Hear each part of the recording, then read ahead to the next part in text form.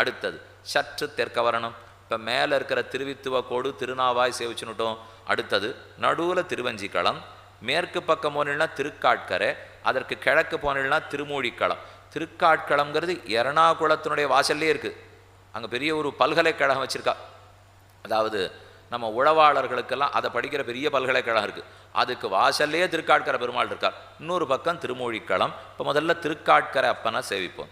காட்கரை அப்பன் வாமனமூர்த்தி, நின்ன திருக்கோலம், தெற்கு நோக்கி திருமுகண்டலம், பெருஞ்செல்வநாயகி தாயார். ஆனால் இங்கே தாயார் தாயார்னு சொல்கிறேனே தவிர பழங்கால புஸ்தகத்துலேருந்து தாயார்னா பெருமாள் திருமார்போடு இருக்கான்னு வச்சுக்கணும். தனிக்கோவில் நாச்சியார் ஒங்கியும் கிடையாது. திருநாவாயில் மட்டும்தான் தனிக்கோவில் நாச்சியார். மற்ற எல்லா இடத்துலையும் தாயார் திருமார்போடு இருக்கிறாள். கபில தீர்த்தம், தெற்கு நோக்கின திருமுகமண்டலம், புஷ்கல விமானம். இங்கே கபில முனிவருக்காக பெருமாள் பிரத்யக்ஷமாக சேவை சாதிச்சிருக்கார். மகாபலி சக்கரவர்த்தி வாமனமூர்த்தியினாலே உலகமெல்லாம் திரிவிக்கிரம பெருமாளாக தாவி அளந்தார். 3 அடி மண் கேட்டார். 2 அடியாலே உலகத்தை எல்லாம் அளந்து விட்டார். 3வது அடியை பலி உன்னுடைய தலையில் வைக்கட்டுமான்னு கேட்டார். பலியை பாத்தாளத்துக்கு அனுப்பிச்சிட்டார்னு பார்த்துட்டோமோ இல்லையோ.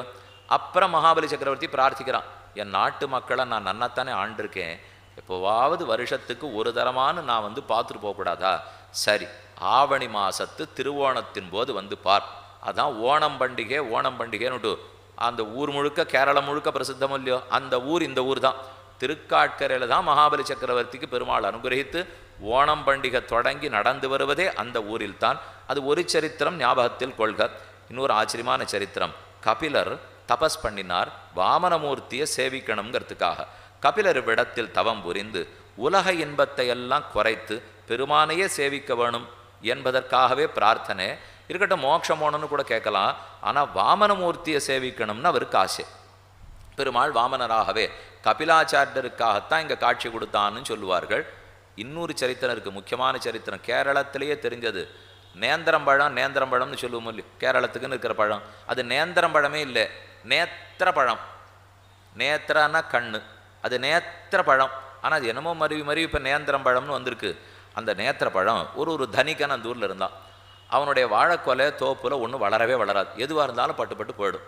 சரி, இந்த பெருமாளை வந்து பிரார்த்தித்தார். பெருமான் தன் கண்களால் கட்டாட்சித்தார். கட்டாட்சம் பெற்ற உடனே கிடுகிடுன்னு வளர ஆரம்பிச்சுடுத்து. தோப்பெல்லாம் ரொம்ப நல்லா எடுத்து பச்சை பசேல்னு வளர்ந்துடுத்து. அவனுக்கு ரொம்ப ஆசை. தங்கத்தால் ஒரு வாழைக்கொலை பண்ணிவிட்டு பெருமாள்கிட்ட கொண்டு வந்து சமர்ப்பிச்சான். அப்போ அங்கே இருக்கிற சுவாமி ஒருத்தர் யோகி அங்கே உட்காண்டிருந்தார்.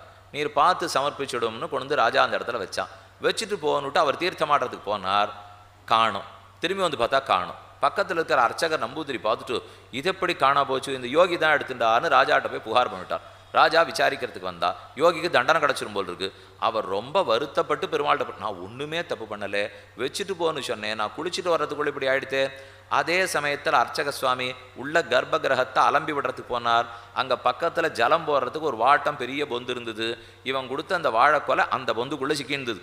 பார்த்து எடுத்து கொடுத்த உடனே சரி இதுதான் நடந்திருக்கு போல். இன்னைக்கும் அந்த வாழைக்கொலையை அந்த கோவில் கர்ப்பகிரகத்து பக்கத்தில் வச்சிருக்கா. அதுக்காக சொல்ல வந்தேன், அது அப்போவே ஞாபகம் வச்சுக்கணுங்கிறதுக்காக இப்போதும் வைத்துள்ளார்கள்.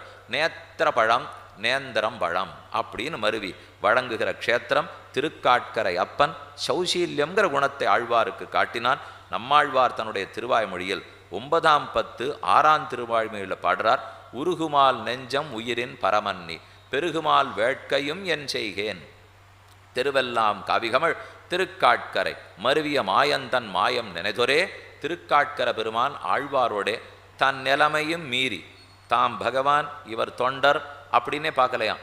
காரொக்கும் காட்கரை அப்பன் வாரிக்கொண்டுன்ன விழுங்குவன் காணிலென்னார் உத்த என்ன ஒழிய என்னில் முன்னம் பாரித்து தான் என்ன முத்த பருகினான். காரொக்கும் காட்கரை அப்பன் தான் ஆழ்வாருக்கு தொண்டனார் அளவுக்கு ஆழ்வாரோட பரிமாறியிருக்கார் பெருமாள். போகத்தில் தட்டுமாறும் சீலம் காட்கரையிலே கரையழிக்கும்னு சொல்லுவார்கள். பெருமாள் எப்பவும் தம் பக்தனிடத்திலே தான் சுவாமி நீ தாசன்லாம் பழகவே மாட்டாராம். ஆழ்வார சுவாமியாக வச்சு நான் உம்மை காலை பிடிக்கிறேங்கிற அளவுக்கு பெருமாள் தாசனாக இருந்திருக்காராம். திருக்காட்கர பெருமாள் அவ்வளவு சௌசல்யத்தை காட்டினார். ஆச்சரியமான க்ஷேத்திரம்.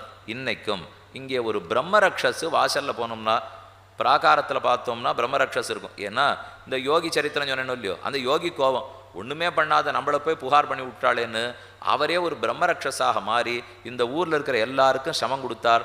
அப்புறம் நல்ல வேளை அவரை சாந்தப்படுத்துக்காக ஒரு யக்ஷினின் வலுவில் யக்ஷி, அந்த யக்ஷியை அங்கே எழுந்துருளை பண்ணியிருக்கா. எம்பெருமானுக்கு இவர்கள் காவல் தெய்வமாக என்றும் உள்ளனர்.